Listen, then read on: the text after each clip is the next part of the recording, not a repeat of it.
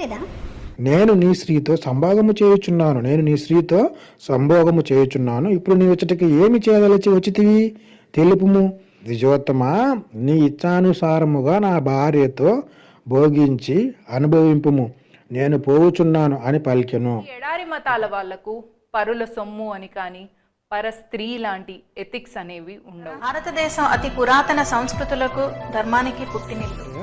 శ్రీ లింగ మహాపురాణంలో ఉంటుంది. శ్రీ వేదవ్యాస మహర్షి కృతి, ఇది విక్టోరియా పబ్లిషన్స్. ఈ లింగ పురాణంలో 2 భాగాలు ఉంటాయి. ఒకటి పూర్వ భాగము, రెండోది ఉత్తర భాగము. నేను చెప్తున్న సందర్భం ఎక్కడ వస్తుందంటే, పూర్వ భాగంలో 29వ అధ్యాయము మృత్యుపై విజయం అని ఉంటుంది టైటిల్. ఈ పేజీ నెంబర్ 102 నుంచి 108. దీని ధర 500 రూపాయలు. పూర్వము సుదర్శనుడు అని పేరు గల ఒక గృహస్థుడు ఉండెను. ఆయన మృత్యువును జయించదనే ప్రతిజ్ఞ చేసెను.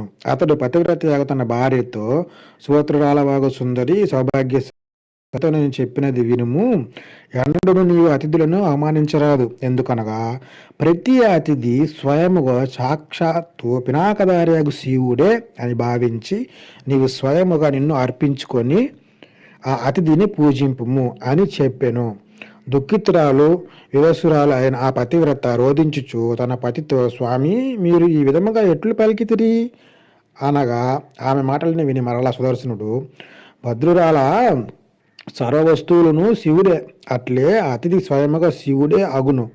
ఆ కారణము చేత అతిథి సదా పూజనీయుడే అగును అని చెప్పగా, తన భర్త చెప్పిన మాటలను విని ఆ పతివ్రత ఆ మాటలను తన మనసును స్వీకరించి ఆమె పతి ఆజ్ఞని పాటించి పిమ్మట తన పనిపై వెడలిపోయాను.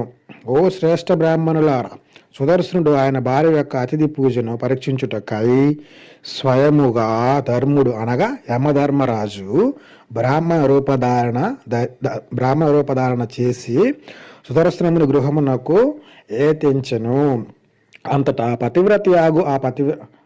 పతివ్రతయాగు ఆ పవిత్ర స్త్రీ పూజ సామాగ్రిచే అతిథిని పూజించును. ఈ విధముగా ఆమె చేత పూజింపబడిన ద్విజవేషధారి ధర్ముడు, నీ తపస్వియాగు పతి సుదర్శనుడు ఎచటకపోయాను అని ఆమెను ప్రశ్నించును. పిమ్మట, భద్రే, నీవు పెట్టిన భోజనము మొదలగునవి నాకు పర్యాప్తము తృప్తికరములైనవి, స్వయముగా నిన్ను నాకు అర్పించుకొనము, ఇది నా ఆజ్ఞ అని చెప్పెను. ఈ విధముగా చెప్పిన తర్వాత పతివ్రతయాగు ఆ స్త్రీ అంతకుముందు తన భర్త ఆదేశమును స్మరించుకొని లజ్జావతి అయి తనను ధర్మద్విజునకు సమర్పించుకొనుటకు నిశ్చయించుకొని అతడి వైపుకు కొన్ని అడుగులు వేసెను.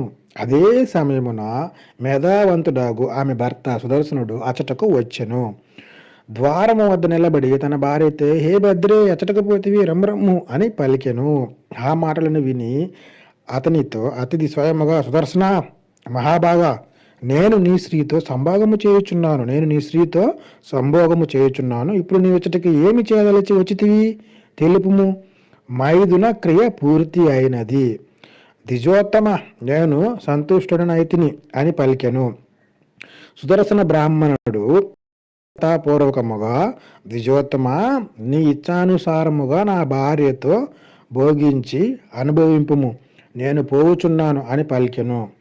మీకు అర్థమైన సందర్భము, అతిథి పూజ అంటే ఇది అనమాట. ఇది కూడా వాళ్ళ ధర్మంలో ఒక భాగమే. స్వయాన ఇంటికి వచ్చిన అతిథి శివుడే అని చెప్పి అతిథి తన భార్యని కోరినప్పుడు ఆయన అర్పించుకోవాలంట. ఇక్కడ కూడా స్త్రీకి ఏమైనా విలువిస్తున్నారా?